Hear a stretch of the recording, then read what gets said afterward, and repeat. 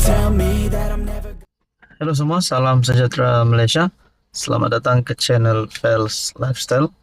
Tuan-tuan dan puan yang saya amat hormati semua.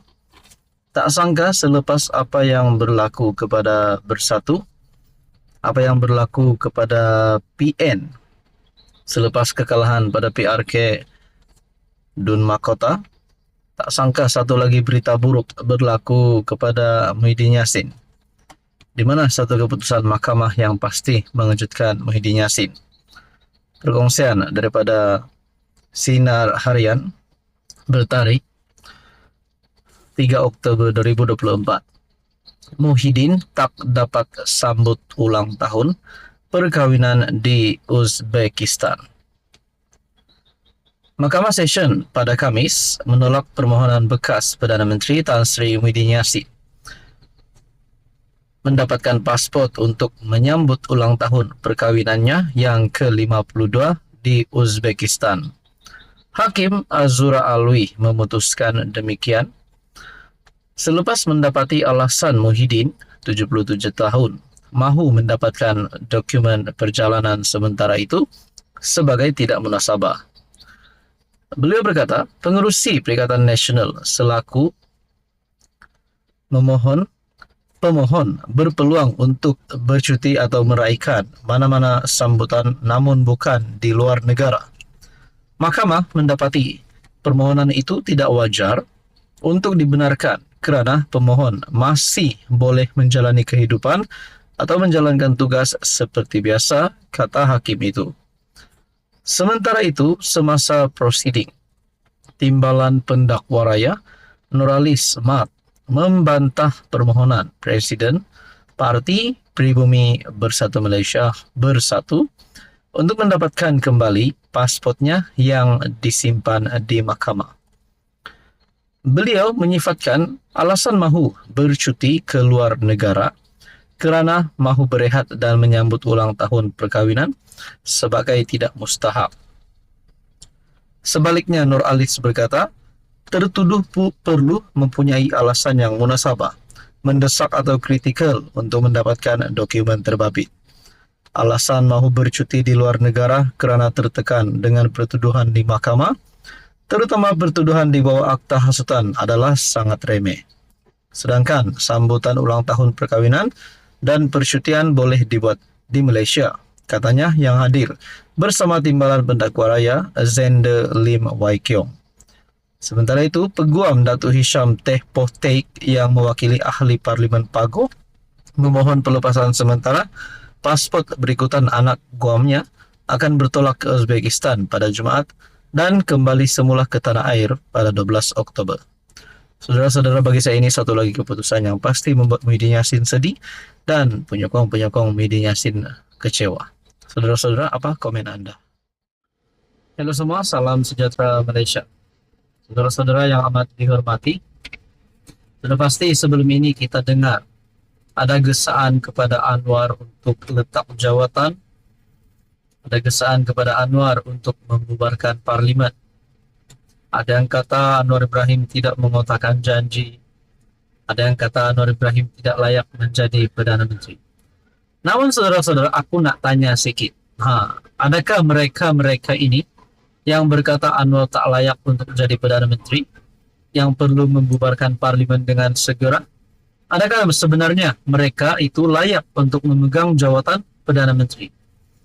Aku nak tanya, rasa-rasanya siapa yang boleh gantikan Anwar dalam masa yang terdekat ini?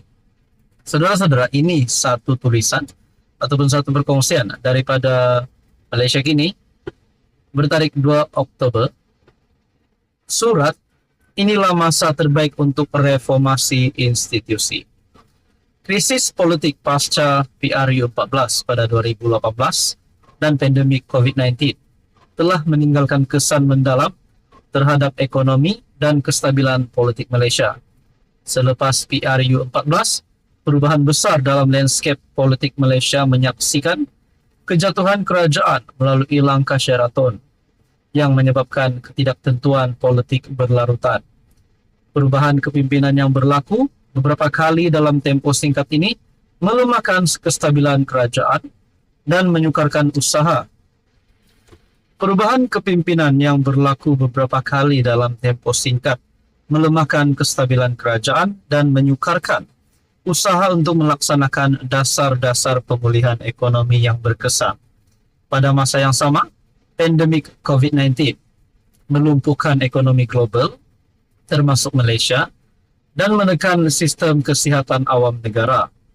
Ketidakstabilan politik yang wujud sepanjang pandemik menjadikan usaha pemulihan lebih sukar, menyebabkan rakyat hilang keyakinan terhadap integriti institusi kerajaan.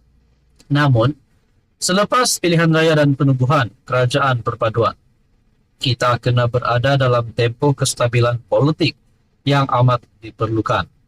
Kemenangan kerajaan perpaduan, khususnya PHBN, dalam beberapa siri PRK baru-baru ini, membuktikan bahwa iklim politik semakin kukuh. Majoriti besar yang dimiliki oleh kerajaan dalam parlimen menyediakan asas yang kuat untuk melaksanakan reformasi yang telah lama tertangguh.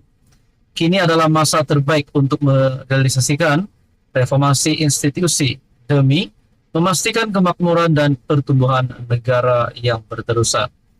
Kerajaan Perpaduan Malaysia telah membuktikan kestabilan luar biasa sejak penubuhannya.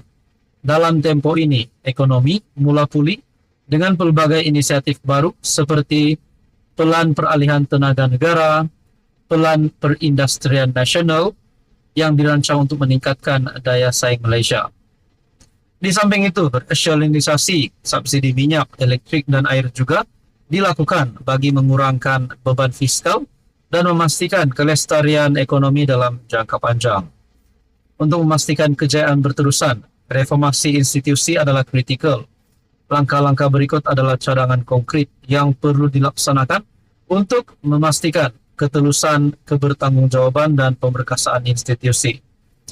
Pengisytiharan aset tahunan oleh PM dan Menteri Kabinet. Tindakan ini akan meningkatkan ketelusan dan mencegah konflik kepentingan dalam kalangan pemimpin.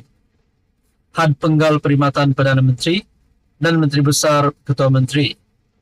Pengasingan kuasa antara Perdana Menteri dan Menteri Kewangan, pemerkasaan SPRM Suruhanjaya Pencegahan Rasuah Malaysia. SPRM harus bebas sepenuhnya daripada kawalan eksekutif. Pengukuhan peranan Parlimen. Parlimen harus diperkasakan sebagai badan penggubal undang-undang yang berfungsi secara efektif. Penyamakan semula proses pelantikan jawatan tinggi awam, reformasi sistem pilihan raya, pengawalan dana politik, reformasi dalam sistem kehakiman. Dengan melaksanakan reformasi ini, Malaysia bukan saja dapat memulihkan keyakinan pelabur asing, tetapi juga mengukuhkan integriti dan daya tahan institusi negara. Inilah masa untuk bertindak, dan reformasi institusi harus menjadi keutamaan tertinggi kerajaan perpaduan dalam usaha memimpin Malaysia ke arah masa depan yang lebih makmur. Tan Wei Siang ialah alumni Parlimen Digital Malaysia P050 Jelutong dan Dewan Muda Malaysia P122 Seputih. Saudara-saudara yang menghormati, adakah dengan ini Anwar Ibrahim akan terus menjadi PM selama berpenggal-penggal lagi? Ini maknanya selamat tinggal kepada musuh politik Anwar Ibrahim.